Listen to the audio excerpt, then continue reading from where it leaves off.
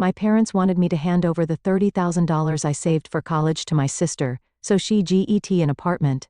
When I refused, Mom yelled, "Quit your college, give your saved money to your sister and clean the house." I left my home, moved to an apartment after years. When they saw me outside a big company, their laughter turned to shock. My name is Lauren, and I have a twin sister, Megan. You might think being twins would make us close, but that's not true at all. We were born on the same day, but that's where our similarities end. From the start, it was clear I wasn't what my parents wanted. They had only planned for one baby, and I guess I was the extra one they didn't expect. Megan looked just like our mom, blonde hair and blue eyes. I looked like my dad's side of the family, with dark hair and eyes that reminded everyone of my grandmother. The same grandmother my mom never liked. Grandma's shoe store was my safe place. The moment I walked in, the smell of leather and polish wrapped around me like a warm hug. The sound of heels tapping on the wooden floor was comforting, drowning out the noise of my home life. That store felt more like home than our small apartment ever did. "There's my little businesswoman," Grandma would say, her voice full of warmth as I ran through the door after school. Her face, lined with years of laughter and wisdom, would light up with real happiness. With her, I felt truly wanted, truly seen. I started helping out in the store when I was so small I could barely see over the counter. Grandma would lift me onto a stool so I could watch her work the old cash register. As I got older, I took on more responsibilities. By my teenage years, I knew that store inside and out. Things were different at home. "Lauren, why can't you just wear what your sister's wearing?"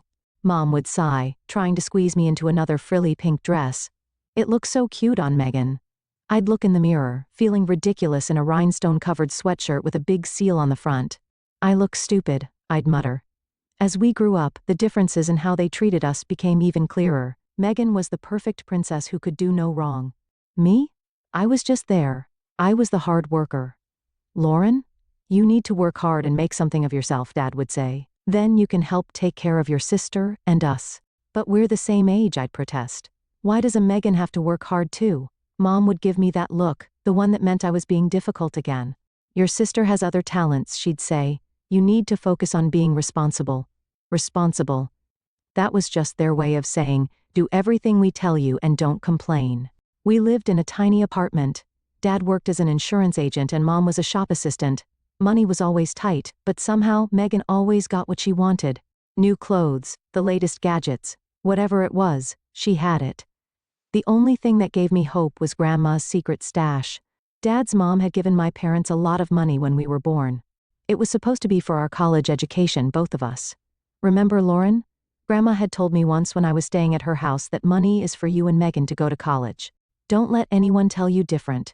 I held on to that promise like a lifeline. It was the one thing that made me feel like I had a future, not just a life of working and taking care of everyone else. As our 17th birthday got closer, I felt a tiny bit of hope. Maybe now that we were older, Mom and Dad would treat us more equally. Maybe they'd finally see me for who I really was, not just Megan's shadow. I was so wrong. The morning of our birthday was bright and clear. Megan was still asleep, probably dreaming about the big party Mom had been planning for weeks. I was already up, my stomach twisting with both excitement and dread. Just as I finished my toast, Dad called me into the living room. His face was serious, and he was holding a small metal box. Mom stood beside him, her lips pressed into a thin, tight line. "Lauren," Dad said in a formal tone, like he was speaking to a stranger, "it's time you learned about responsibility and saving money." He handed me the box. It was heavier than it looked, cold to the touch, a safe deposit key. A heavy feeling settled in my stomach, like a rock sinking in deep water. "If you want to go to college, you'll need to earn the money yourself," Mom said. Her voice was sharp, cold, and without any emotion. She placed a small metal box in front of me. "This is for you to keep your savings in." I felt like I had been punched. My breath caught in my throat, and for a moment, I couldn't speak. When I finally found my voice, it came out small and shaky. "But what about the money Grandma gave you for our education? Where is it?" The room suddenly felt colder. Mom's eyes narrowed, and Dad looked away, suddenly interested in the wall behind me. "There is no money for your education, Lauren," Mom said, her voice sharp like a knife. "You'll have to earn it yourself if you want to study." My heart pounded. This can't be real.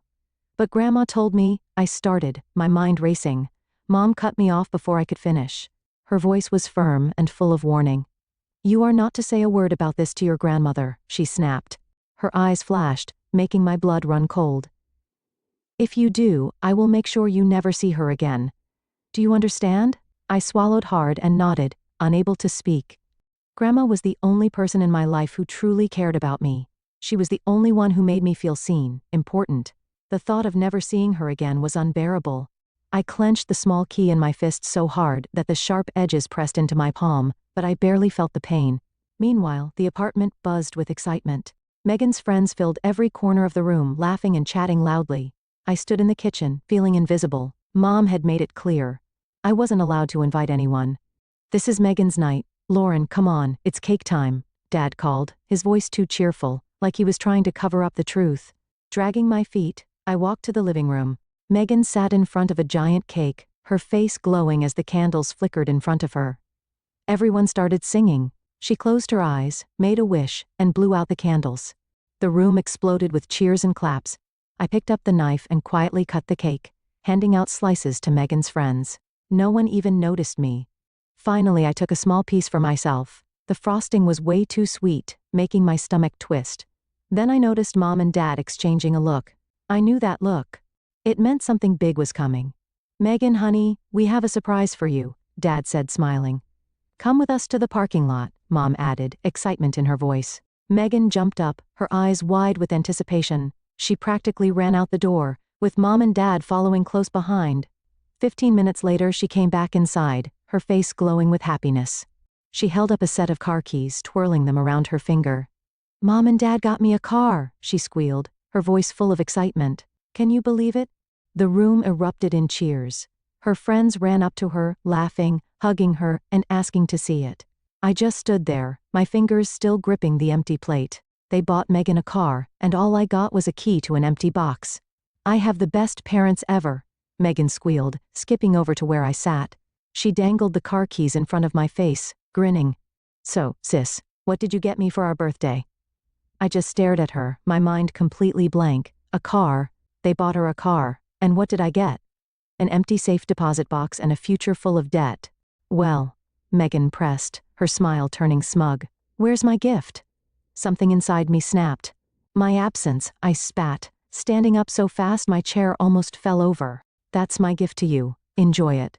I stormed off to our shared bedroom, ignoring the sudden silence behind me. My hands shook as I grabbed my suitcase and started throwing clothes into it. Lauren, what are you doing? Mom's voice came from the doorway. She sounded more annoyed than concerned. I'm leaving, I said, not looking at her. I'm going to stay with Grandma. I pushed past her, dragging my suitcase behind me. She grabbed my arm, her fingers tightening around my wrist. Remember, she hissed, not a word to your grandmother about the car. Or the college money. Understood. I yanked my arm free and walked out without saying goodbye. No one tried to stop me. The bus ride to Grandma's felt endless. By the time I got there, the sun was setting, and the evening air was cool. Grandma opened the door, her face filled with surprise and concern. Lauren? What are you doing here, sweetheart? I thought you'd be out celebrating with friends. Of course, another lie from Mom. I just wanted to see you, I mumbled, suddenly exhausted. Can I stay here tonight? Of course, honey, she said softly, stepping aside to let me in. That night, as I lay in the quiet comfort of Grandma's guest room, everything from the day swirled in my mind. The safe deposit box, the car, the party. It all felt like a bad dream. I wanted to tell Grandma everything. I wanted to let it all out. But Mom's threat echoed in my head. I couldn't risk losing Grandma. She was all I had left. The next morning, as Grandma bustled around the kitchen making breakfast, an idea started forming in my mind. I took a deep breath and spoke. Grandma, I was wondering, could I maybe work at your store? Like, for real? I tried to sound casual and maybe stay here for a while. It's just things are really noisy at home with Megan and everything.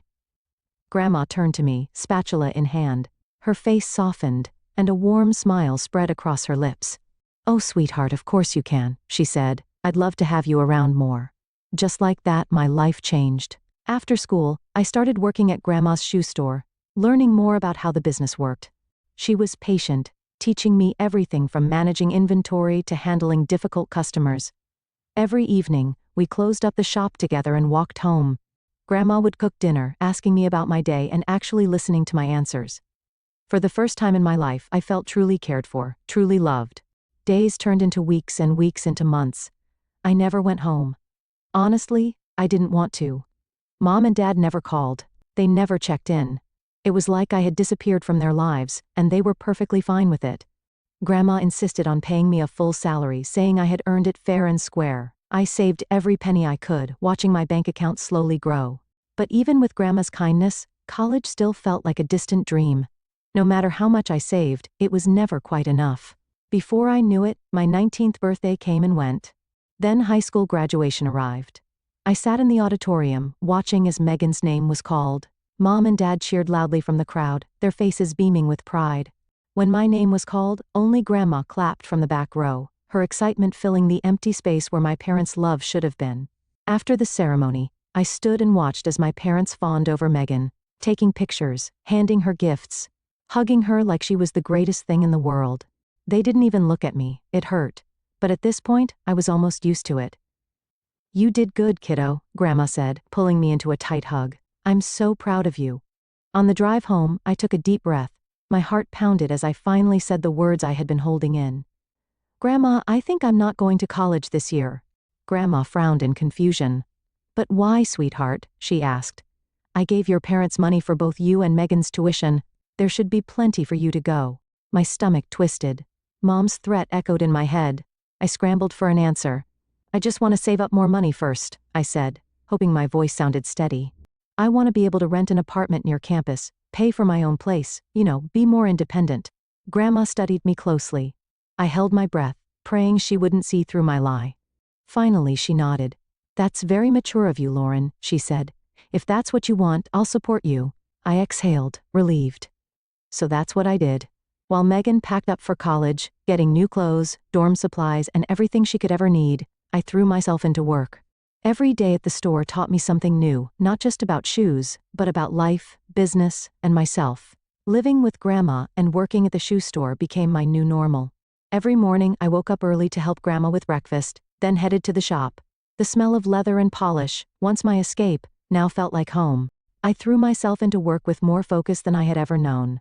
During the day, I helped customers find the perfect pair of shoes, keeping a smile on my face even when dealing with the most difficult ones. In the evenings after closing the shop, I mopped the floors, rearranged displays, and made sure everything looked perfect for the next day. "You've got a real talent for this, Lauren," Grandma would say, watching as I handled a tricky return or convinced a customer to buy shoe care products. As the months passed, she started teaching me more about the business. I learned how to manage inventory, balance the books, and handle paperwork. It wasn't always easy, but I soaked up every lesson like a sponge. "You could run this place someday," Grandma told me one evening as we reviewed the monthly accounts.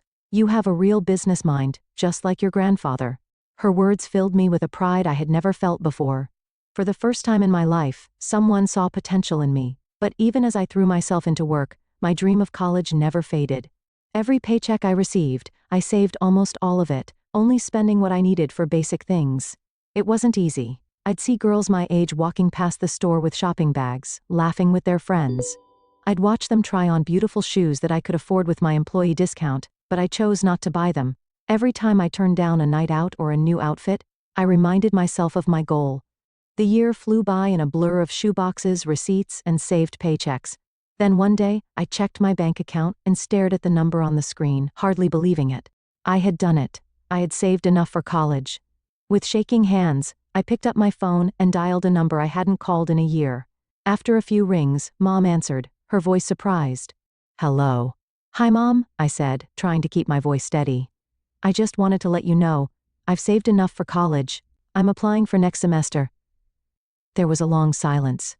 Then Mom spoke. "Why don't you come over? We should talk about this in person." I agreed, a mix of emotions swirling in my stomach.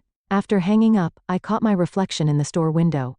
The girl staring back at me wasn't the same one who had run away a year ago. She was stronger, more confident. When I stepped into my old apartment, something felt off. The familiar scent of home was gone. Instead, the air smelled of fresh paint and new furniture. Mom greeted me with a forced smile and quickly ushered me inside. "Lauren, darling, come see what we've done with the place," she chirped, leading me through the living room. Dad followed, nodding as Mom pointed out every new detail: the new couch, the fancy dining set, the expensive decorations. Then we stopped in front of what used to be my bedroom. I froze.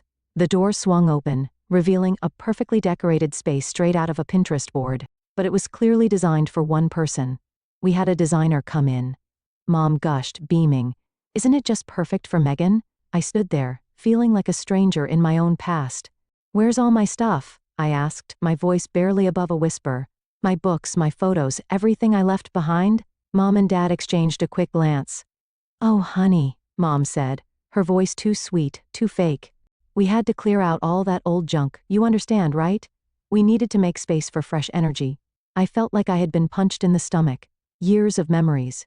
Pieces of my life. Thrown away like trash. I blinked hard, trying to hold back tears. Why did you ask me to come? I forced myself to say, keeping my voice steady even though I felt anything but. Mom's smile wavered for a second. Let's sit down, shall we? I'll make us some tea. Before I knew it, I was sitting on the edge of the couch, a cup of tea in front of me, along with a plate of my old favorite cookies. They tasted like dust in my mouth. Mom's voice turned soft. Careful. Lauren, sweetie, we're in a bit of a situation. I didn't say anything. I just waited. It's about Megan. She hesitated, then continued. She decided college wasn't for her. She dropped out after a year. I froze. All that money wasted. The money that was supposed to be for both of us. The thing is, Mom went on, not looking at me, we need some help. About $30,000 to be exact.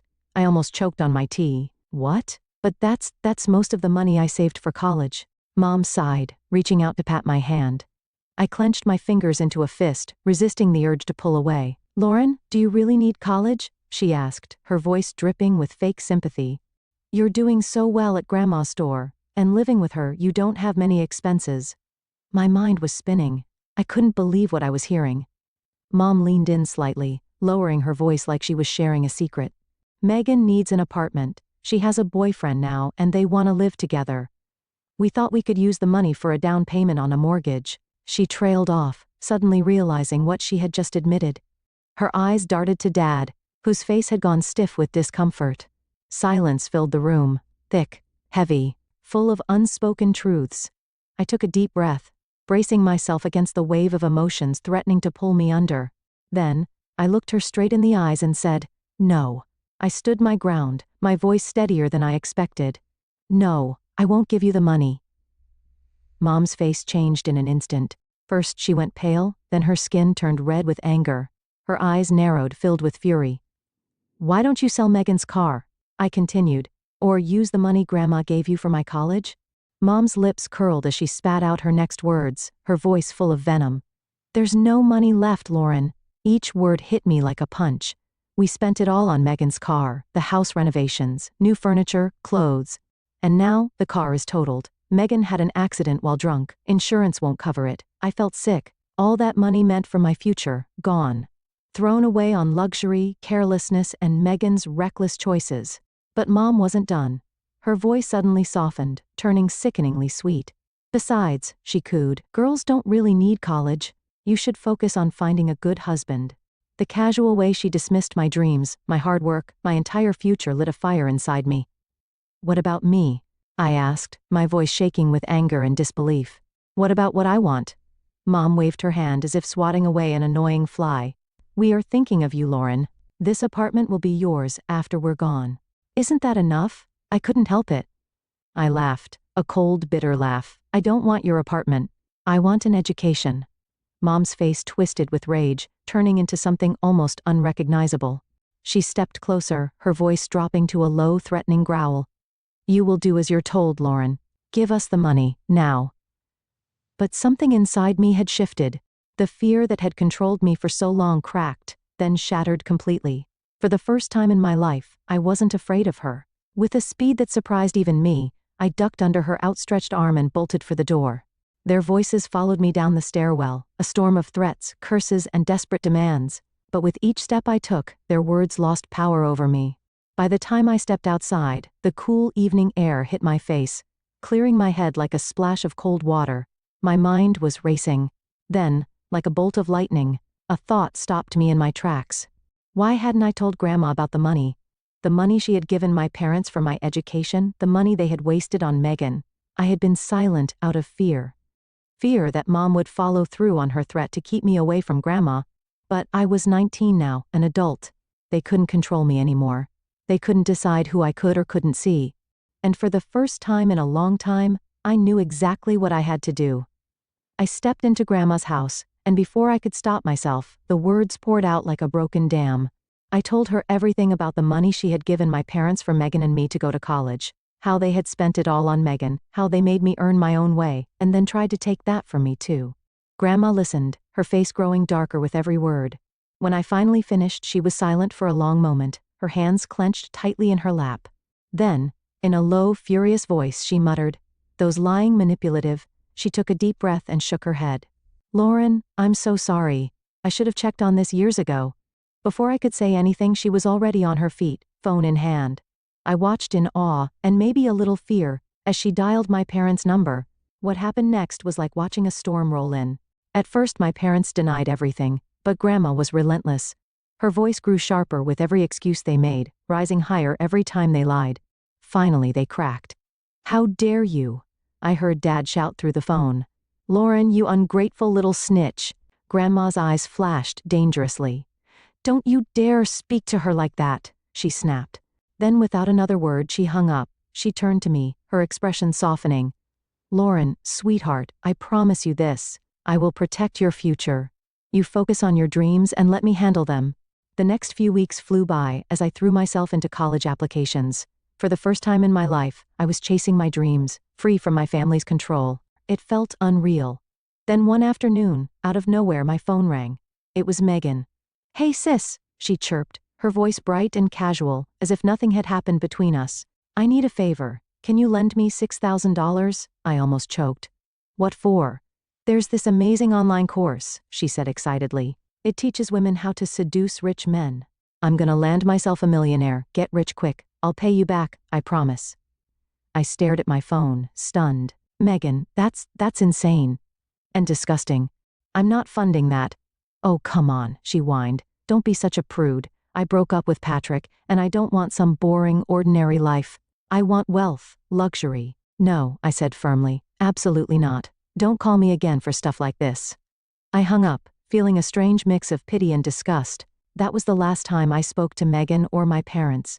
Months passed, and I started college, majoring in business management. Every day felt like a gift, learning, growing, becoming the person I was always meant to be. One weekend, Grandma came to visit. As we sat in my tiny dorm room, she smiled at me, then casually dropped a bombshell. "Your parents had to sell the apartment," she said. "They're drowning in debt. Loans they took out for Megan's ridiculous schemes. They showed up at my door, asking to move in." My breath caught. "What did you say?" A slow, satisfied smile spread across Grandma's face. I told them exactly where they could go. I reminded them how they treated you, how they lied to me, and then I told them they are not my problem anymore. I hugged Grandma tightly, my eyes filling with tears. "Thank you, Grandma, for everything, for believing in me, for standing up for me. I don't know where I'd be without you." She held me close, rubbing my back like she had when I was little. As we sat together, a deep sense of peace washed over me. The journey hadn't been easy, and I knew there would still be challenges ahead. But for the first time in my life, I was free. Free from manipulation, free from unfair expectations, free to be myself. After listening to today's story, perhaps it has raised some new questions in your mind, or maybe it has brought back some old memories. Every day on Reddit, new experiences and moments create fresh stories, and they connect all of us. Everyone has their own unique journey in life, and we all try to understand the world in our own way. These kinds of moments remind us that we are all human, sometimes happy, sometimes sad, and always learning something new. If you enjoyed this story, feel free to share it with your friends. Your thoughts and feedback are always valuable to us, as they motivate us to create even better content. Every story has its own unique angle, and our goal is to understand everyone's perspective and make our content diverse and relatable. Stories like these help us realize that life's journey is different for everyone, and by hearing other stories, we learn something new. You can also share your own stories with us. Your experiences are valuable to us as well, and if you enjoyed this video, please leave your feedback. We aim to create content that brightens your mind and gives you new ideas every time. If you've already seen this video before, your feedback is still important. With every piece of feedback, we can improve our content and bring a new perspective to our viewers. Today, what we saw was just a small part of the many stories shared on Reddit and across the world. It's a reminder of how we all try to understand life by sharing our experiences with each other. This video was only an example of how we try to connect with others through storytelling, learning about different sides of life. We hope to continue sharing such stories that help us all learn and grow together. Thank you for your time, and don't forget to keep an eye out for more stories coming soon. If you haven't already, please like and follow for more amazing content. Your support keeps us going, and we will strive to bring you more thought-provoking and heartwarming stories. Until next time, take care and stay curious. ****